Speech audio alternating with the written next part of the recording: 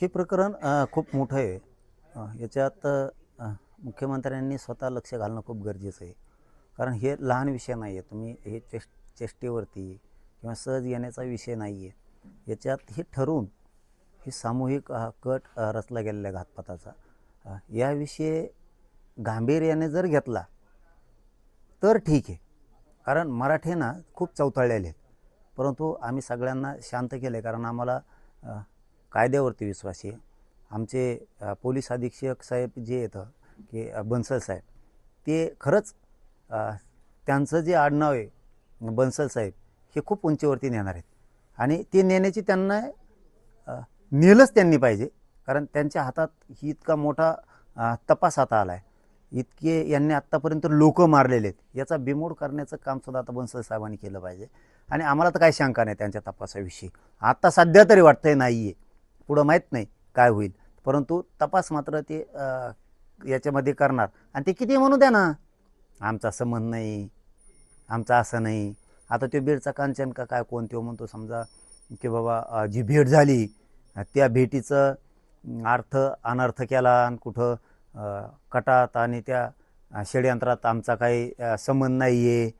तो बोललेली क्लिपच आहे. ते मीडियाच्या बांधवाला आम्ही देऊन टाकतो. आणि काय करायला पाहिजे एस पी साहेबांनी यांचे सगळे दमदाटेसुद्धा काढले पाहिजेत. कारण ते त्यातले नंबर छाटणं खूप गरजेचं आहे. बरेचसे याच्यामधले यांचे कॉल डिटेल. आता ह्यो 5-6 दिवस फरार का होता? ह्यो जर चोर नाही आहे, ह्यो जर चुकीचा नाही तो बीडवाला कांचन का काय, मी फरार का होता? म्हणजे यांनी पुरावे नष्ट केलेत का? याला कोणी करायला लावलेत का? याच्या पाठीमाग कोण होतं? हे सगळं याचा शोध मात्र तातडीनं लावणं खूप गरजेचं आहे. आणि चौकशीला त्यालासुद्धा आणलं पाहिजे, त्या धन्यामुंड्यालासुद्धा. कारण त्यांनीच हे घडून आणलेलं आहे. कारण एक तर मी खोटं करत नाही. आणि अजितदादा तुमच्या माहितीसाठी तुम्हाला म्हणून सांगतो, तुमचं काही वेळेस भाषण असतं बघा की मला खोटं मी सहन नाही करत, मी कामाचा माणूस आहे, असं तुमचं भाषण असतं. आता तुम्ही कामाचे आहेत का नाहीत हे आता लक्षात येईल. कारण हे मॅटर खरं आहे, हे खोटं नाही आहे. मी तुमच्या विरोधात बोललो नाही. फडणवीस साहेबांच्या बद्दल बोललो तर आरक्षणाच्या बद्दलच बोललो असतो. शिंदे साहेबाबद्दल बोललो तर आरक्षणाच्या विषयातूनच बोललो असतो. अजितदादांच्या बद्दल बोललो असतो तर आरक्षणाच्याच विषयातून बोललो असतो. परंतु या विषयात आम्ही आणखीन बोललेलो अजितदादा तुम्हाला नाही. त्याचं कारण असं की तुम्ही आता त्याच्यावर पांघरून घालायचं जरा कमी करा. नसता तुम्हाला वाटत असन सत्ता आहे आमका आहे तमका आहे. 2029ला तुम्हाला इतकं महागात पाडील मी की पुन्हा मग ते बोलता सोय नाही. कारण तुम्ही ज्या लोकांकडे लोकच नाहीत असे लोक घेऊन संघ पाळताय, मराठ्यांच्या विरोधात काम करताय, ते घातपात करायला लागलेत आणि त्यांची पाठराखण करणार. संतोषभाई देशमुखांच्या प्रकरणात सुद्धा तुम्ही असंच केलं. तुम्ही महादेव मुंडेभाई यांच्या प्रकरणात तुम्ही असंच केलं. त्या महादेव गीते यांच्या प्रकरणात असं ते बियाणे का काय, अहो शेकडो प्रकरणात तुम्ही किती दिवस झाकेणार अजितदादा. म्हणून मी आणखीनही तुम्हाला बोललेलो नाहीये.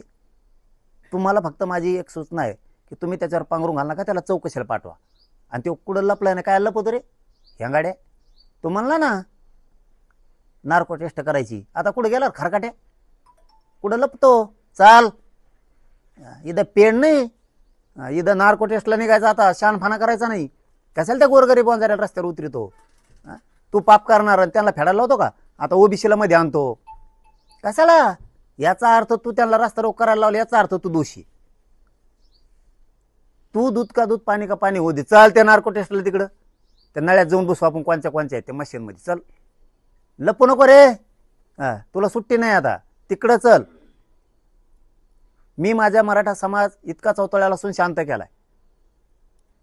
कारण इथं आता दूध का दूध पाणी का पाणी होणार आहे. तू अर्ज लवकर कर. तुला सांगतो लपू नको तिकडं, अजितदादाच्या पदराच्या आडूंगी. इकडं अर्ज कर, नार्को टेस्टल कर, चल लवकर. लोकनायक न्यूज